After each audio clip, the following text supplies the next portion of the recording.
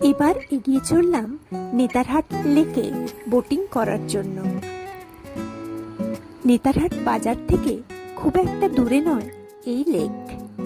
এখানে বোটিং করার জন্য প্যাডেল বোট এবং স্পিড বোট, এই দু ধরনের বোটই রয়েছে। बीच में 50 फीट गहरा है पानी।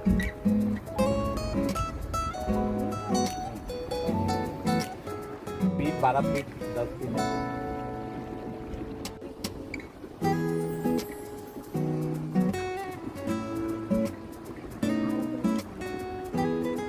देखो, देखो,